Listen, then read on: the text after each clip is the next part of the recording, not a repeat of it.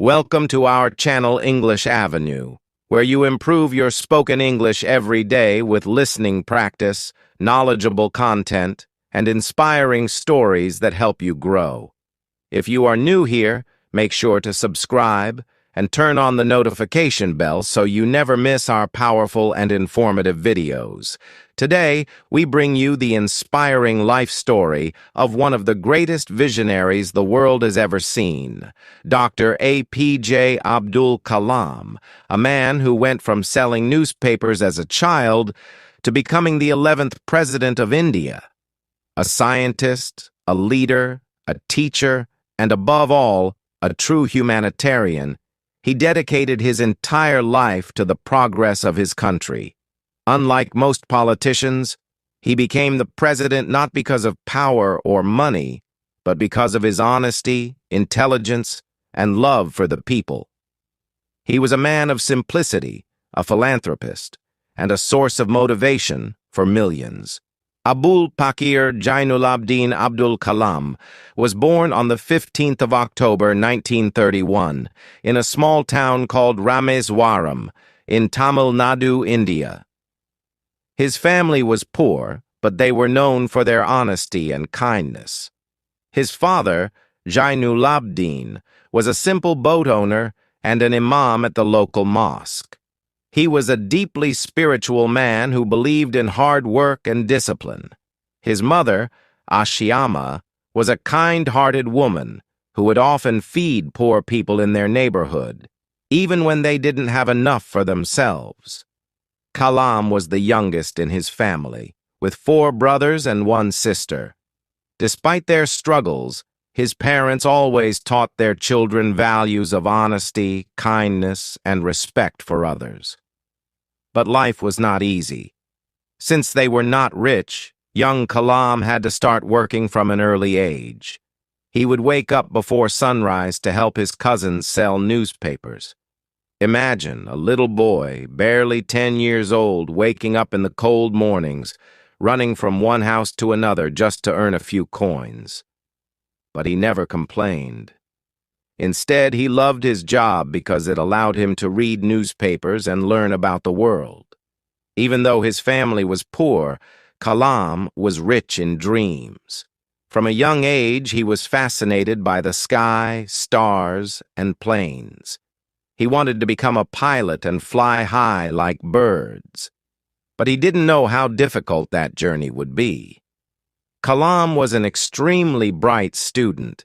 He studied at Schwartz Higher Secondary School, where he developed a deep love for mathematics and science. However, life was not always fair to him. One day, when he was just a child, something happened that left a deep impact on him. At school, he had a close friend who was a Brahmin, a higher caste in India. They often sat together in class. But one day, the teacher insulted Kalam and asked him to sit at the back of the class just because he was a Muslim. This was a painful moment for young Kalam. He couldn't understand why people treated others differently based on religion. But something amazing happened. His friend's father, a Hindu priest, heard about this incident and was very angry at the teacher. He told the school, "No child should be treated differently because of religion or caste. Education is for everyone." Because of this, the teacher apologized and never discriminated against Kalam again. This moment shaped Kalam's entire life. It taught him that knowledge and kindness were greater than any religion. Another challenge Kalam faced was lack of electricity at home. His family was too poor to afford lamps, so he studied under a kerosene lantern every night. Even when the light was dim and smoke filled the room, he never gave up. His hunger for knowledge was stronger than any difficulty. His teachers noticed his hard work and intelligence. One of his teachers, Siva Subramania Iyer, was especially important in his life. He taught science and always encouraged Kalam to dream big. One day he took Kalam to the seashore and explained how birds fly. That lesson made young Kalam even more determined to study aeronautics and become a scientist of the sky. Even though Kalam was brilliant, his family did not have enough money to send him to higher studies. He knew he had to work extra hard if he wanted to achieve his dreams, so he continued selling newspapers, helping his family, and studying at the same time. But life tested him again and again. There were days when he had no proper food, no proper books, and no support except for his own determination. Yet, he never gave up. One thing that kept him strong was his mother's love. She always told him, "If you want something, work for it. God helps those who help themselves." These words became his life philosophy. After completing school, Kalam wanted to study engineering. He knew that if he wanted to work with planes, he needed to learn science and technology. His first step was to join St. Joseph's College in Tiruchirappalli, where he studied physics. Even here, he continued to struggle financially. But he didn't just study for himself. He wanted to help his country, his people, and every poor child who had dreams but no opportunities. And this was just the beginning of his incredible journey. But he knew physics alone was not enough. He wanted to learn about aeronautics, the science of airplanes and rockets. However, life was not easy. His family was still poor, and he had to manage his studies and expenses on his own. He would often skip meals just to save money for books, but hunger never stopped him. While most students complained about studies, Kalam was grateful for every book, every lesson, and every opportunity to learn. He would sit for hours in the library, reading about airplanes, rockets, and the great scientists of the world. Kalam knew that if he wanted to work with planes, he had to study engineering.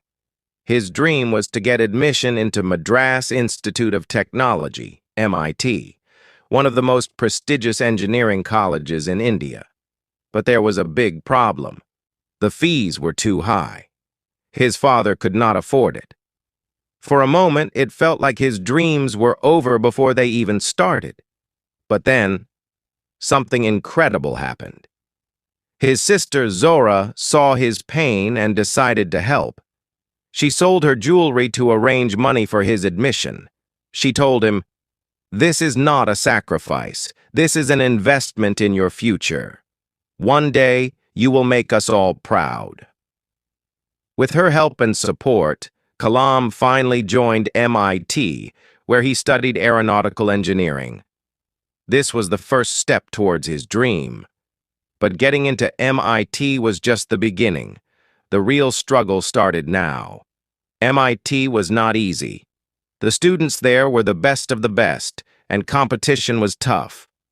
Kalam worked day and night, trying to prove himself. One day, his professor, Kotahari Narayana, gave him a tough project to design a small aircraft model within a short deadline. He told Kalam, "If you fail this, you will not be able to become an aeronautical engineer." Kalam was shocked and scared, but he knew that this was a test of his future. He worked tirelessly, skipping meals and sleep. Day after day, night after night, he worked on the project. Finally, after many sleepless nights, he completed the project. When he presented it, the professor looked at it, paused, and then said, "You have done an excellent job. This is what I call dedication. Keep it up." For the first time, Kalam felt that he was truly on the right path. But life was not done testing him yet. Kalam's biggest dream was to become a fighter pilot in the Indian Air Force, IAF. After completing his engineering, he applied for the pilot selection test. He was full of hope and excitement. He worked hard, preparing for the toughest physical and mental tests. But when the final results were announced, his heart broke. Out of 25 candidates, only 8 were selected. Kalam ranked 9th, just one position short. he failed. This was one of the most painful moments of his life. The dream he had since childhood, to fly high in the sky, was gone forever. For days, he felt lost and broken. He had worked so hard, and still he failed.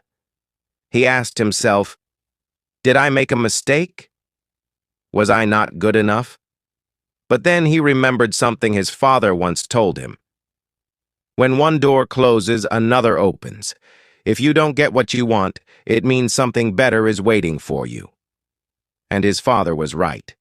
Kalam decided that if he could not fly planes, he would build them. Instead of crying over failure, he chose a new dream. He applied for a job as a scientist at the Defense Research and Development Organization, DRDO, a place where scientists worked on developing new aircraft and technology for India's defense. His first project at DRDO was to design a hovercraft, a vehicle that could float over land and water. It was a challenging project, but Kalam loved it. He put all his energy into it. At DRDO, he met great scientists and learned from them, but deep inside, he still wanted something more. He wanted to work on rockets and space technology, something that could truly change the world. And then, his life took another major turn. In 1969, after years of working at DRDO, Kalam was selected to join the Indian Space Research Organization, ISRO. This was the biggest turning point in his career. At ISRO, he worked under Vikram Sarabhai, the father of India's space program. Sarabhai saw great potential in Kalam and told him, "India needs bright minds like you. One day you will take our country to great heights." Kalam's first major project at ISRO was to build India's first satellite launch vehicle, SLV-3. This was a huge responsibility, and many people doubted whether India could do it. But Kalam was determined. He worked with his team day and night, solving problems, running tests, and making sure every part of the rocket was perfect. After years of hard work, in 1980, India successfully launched its first satellite into space using SLV-3. It was a historic moment, and Kalam was at the center of it all. For the first time, India had proven to the world that it could build and launch its own rockets.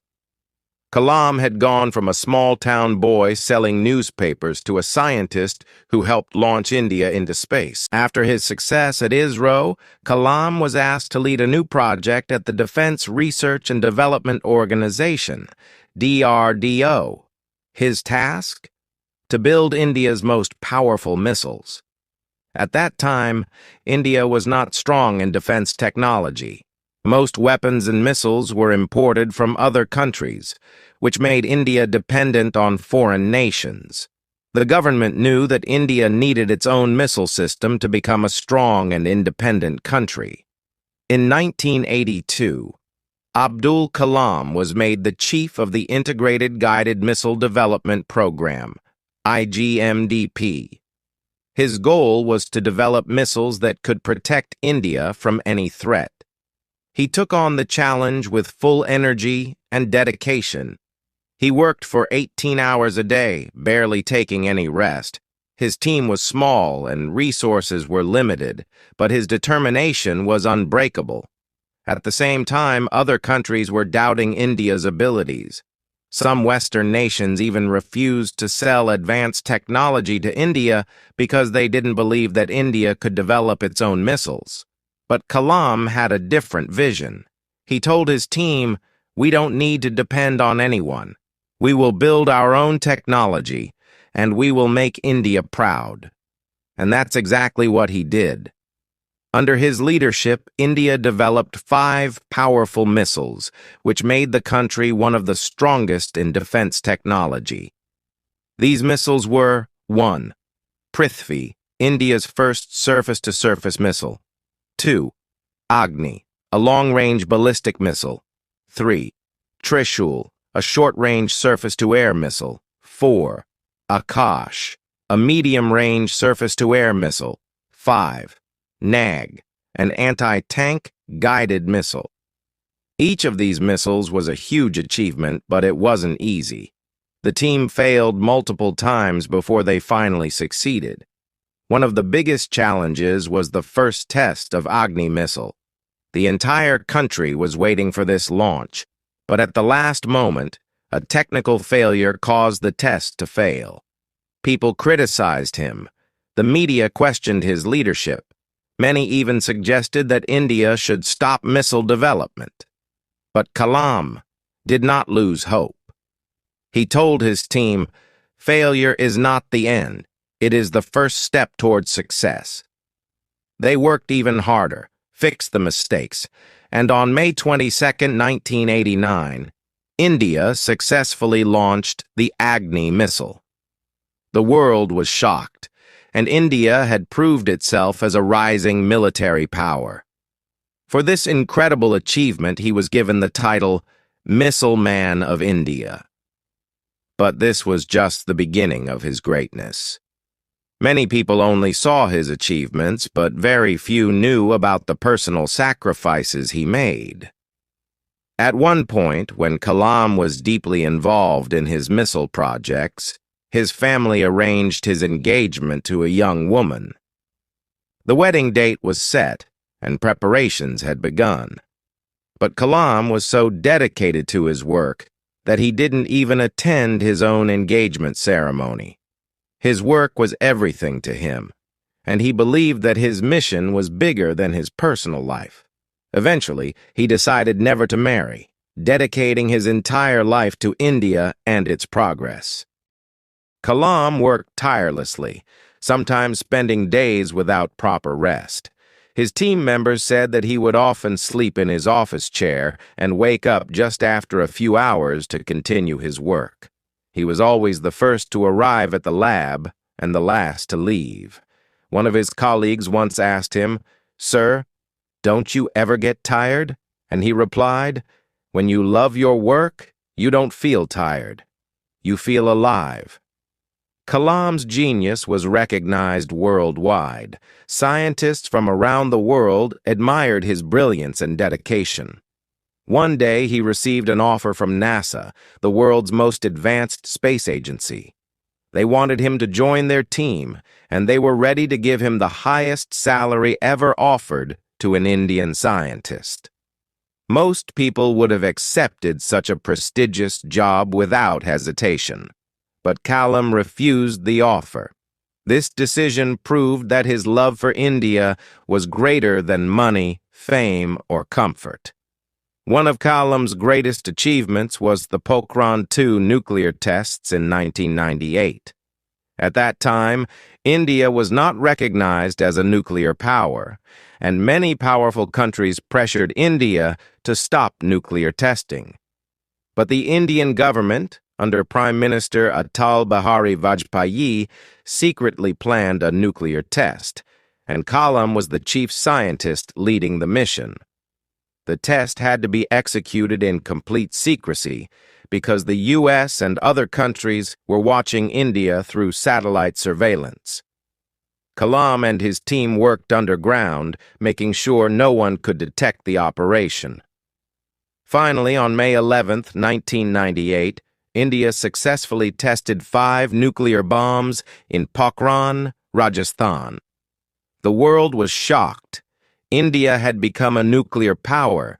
When journalists asked Vajpayee how India achieved this, he proudly said, "The credit goes to Dr. APJ Abdul Kalam and his team." This moment was a turning point in India's history, and it made Kalam a national hero. In 2002, something extraordinary happened. The Indian government decided that Abdul Kalam should be the next president of India. This was a completely unexpected moment. Most presidents before him had been politicians, but Kalam was a scientist. He had never been part of politics, and he didn't have any personal ambitions for power. Yet, the people loved him. They had seen his dedication, his honesty, and his vision for India.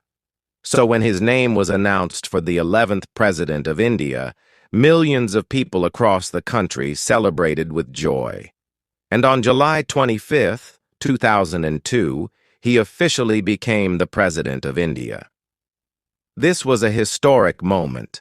A poor boy from Rameswaram, who once sold newspapers, was now sitting in the biggest office in the country. Unlike many politicians, Kalam was not interested in power, luxury, or politics. He was interested in the people. Instead of spending time in meetings with politicians, he visited schools and colleges, inspiring young students to dream big and work hard. Wherever he went, thousands of children would gather, eager to hear him speak. He always encouraged them to ask questions, and he answered them with kindness and wisdom. One of his most famous quotes was, "Dream is not that which you see while sleeping, it is something that does not let you sleep." He wanted every child to dream big, just like he had dreamed as a young boy in Rameswaram. Abdul Kalam was not just a scientist or a president. He was one of the greatest motivational speakers in the world. His speeches were filled with positivity, wisdom, and powerful messages. Here are some of his most famous speeches and lessons. 1. My Vision for India, 2003. In this speech, he said that India should not be satisfied with being a developing country. It should become a global leader. He talked about 3 visions for India. Freedom. India should never allow any country to dominate it. Development. India must focus on becoming an economically and technologically advanced nation. Strength. A strong India can only be achieved if the people work hard together. 2. You are the creators of the future. Whenever he spoke to students, he would remind them, you are all born with potential. Never let small failures stop you. Each failure teaches you a lesson. Keep learning, keep growing, and never give up. The power of youth. He always believed that the youth of a nation determine its future. In one of his speeches, he said, "My message, especially to young people, is to have the courage to think differently, to invent, to travel the unexplored path, and to conquer the impossible." These words inspired millions of students, and even today, his speeches are watched and shared across the world. Abdul Kalam received countless awards and honors, both in India and abroad. Some of the most prestigious ones include Bharat Ratna, 1997, India's highest civilian award; Padma Vibhushan, 1990, India's second highest civilian award; Padma Bhushan, 1981, India's third highest civilian award; King Charles II Medal, 2007 UK, for his contributions to science; Hoover Medal, 2009 USA, for his humanitarian work; Von Braun Award, 2013 USA, for his achievements in space science.